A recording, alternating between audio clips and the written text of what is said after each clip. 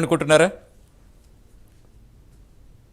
నమస్కారం అండి. నమస్తే, చెప్పండి. మరొకసారి పని తగ్గించినట్టు ఎలా అవుతుందండి? ఒక్కసారి చెప్పండి. ఉమ్, ఒక్క ఒక్క ఇన్సిడెంట్ లో పవన్ కళ్యాణ్ గారు, నేను కూడా కంపల్సరీగా వీళ్ళతోటి నేను కూడా నా అభిప్రాయం కూడా ఒకటే. ఎందుకంటే కూటమి ప్రభుత్వంలో పవన్ కళ్యాణ్ గారి పాత్ర చాలా పెద్దది.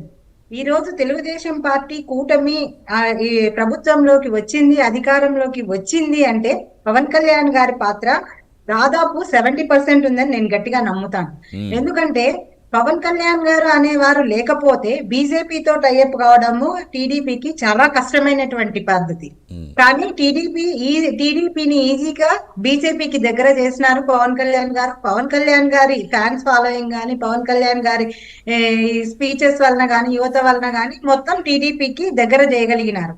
దానికి నేను కూడా వీళ్ళతోటి నా అభిప్రాయాన్ని ఏకీభవిస్తా.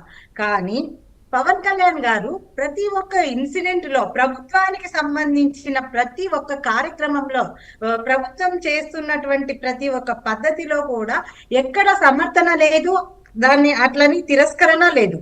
కేవలం ఏదో ఒకటి రెండు ఇన్సిడెంట్లలో, నిన్న తిరుపతిలో జరిగిన ఇన్సిడెంట్ లో ఈ రకంగా మాట్లాడినారని చెప్పి ప్రతిపక్ష పాత్ర బీజేపీ పవన్ కళ్యాణ్ గారు తీసుకుంటారు, జగన్మోహన్ రెడ్డి అవసరం లేదు అనేది ఎంతవరకు సమంజసం అని చెప్పేసి నేను క్వశ్చన్ వేస్తున్నాను. అలా అదే కాదు, ఒక్క విధంగా ఇన్సిడెంట్ అని కాదు, ఈరోజు ఒక్క ఇన్సిడెంట్ కాదండి. నిజంగా ప్రాణాలు పోవటం నిజంగా అందరికీ బాధాకరమే, ప్రతి ఒక్కళ్ళు కూడా అది బాధపడుతున్న విషయమే. అది దీని గురించి అని కాదు, గతంలో కూడా చాలా సంఘటనలు అక్కడ ఏ తప్పు జరిగినా ఏదో మేము పాలిస్తున్నాం కదా, మా తప్పులు మేము ఎంచుకోకూడదు కదా, అక్కడ లోపాలు సరి చేసుకోవాలి కదా అని ఆయన ఎప్పటి నుంచి ప్రశ్నించడం మీకు కనిపించట్లేదా? ఆయన ప్రశ్నిస్తున్నారు. ఎంతవరకు ప్రశ్నిస్తున్నారు? ఆయన మేజర్ విషయాలలో ప్రశ్నిస్తున్నారా? అంటే ఏంటి అంటే మీరు అనుకునే మేజర్ విషయాలు, మీరు అనుకునే మేజర్ విషయాలు ఏంటి?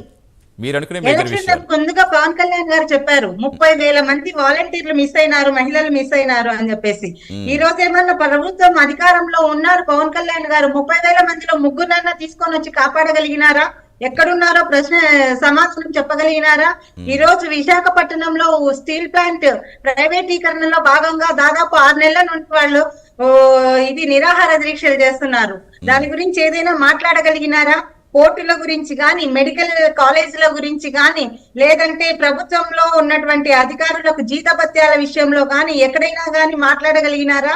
సామాన్యులకు సంబంధించిన ఏ ఒక్క విషయంలో, ఏ ఒక్క ఇన్సిడెంట్ లో కూడా ఆయన మాట్లాడడం జరగలేదు. ఆయన మాట్లాడే ప్రతి మాట కూడా ఎక్కడ ఉంది? ఆయన మాట్లాడుతున్నారు. మొన్నటికి మొన్న అనిత గారి మీద, డీజీపీ గారి మీద మాట్లాడినారు. డీజీపీ గారి మీద మాట్లాడితే కేవలము ఆయనకే ఆపాదించినారు. ఆయన కూతుర్ని ఏదో అన్నారు అని చెప్పేసి ఆయన మాట్లాడుతున్నారు అని అన్నారు తప్ప, లేదు అంటే ఆయన నిజాలు మాట్లాడుతున్నారు, ప్రభుత్వం వైఫల్యమైంది అని చెప్పేసి కూటమి ప్రభుత్వం ఏమన్నా మేల్కొనిందా? ఈ రోజు ప్రజలకు సంక్షేమ పథకాలు అందడం లేదు, దాని గురించి నోరు మెదుపుతున్నాడా? ప్రతిపక్షం అంటే ఏంటి? ప్రజల యొక్క గొంతును వినిపించేటువంటి హక్కు ప్రతిపక్షానికి ఉంటుంది. డెఫినెట్ గా ప్రభుత్వాల కంటే ఎక్కువ బడ్జెట్ ప్రతిపక్షానికే ఉంటుంది సమస్యలు వెలికి తీసుకురావడంలో. అంటే మీరు చెబుతున్న సంక్షేమ పథకాలు ఎవరికి అందటం లేదు, పోనీ అవి మీరు తీసుకొస్తున్నారా బయటికి? డెఫినెట్ గా వాళ్ళు చెప్పినటువంటి సూపర్ 6 కార్యక్రమాలు ఎక్కడ ఇప్పుడు దాన్ని ఇది చేస్తున్నారండి? సూపర్ 6 ఎక్కడైనా అవలంబిస్తున్నారా? సూపర్ 6 ఇస్తున్నారా?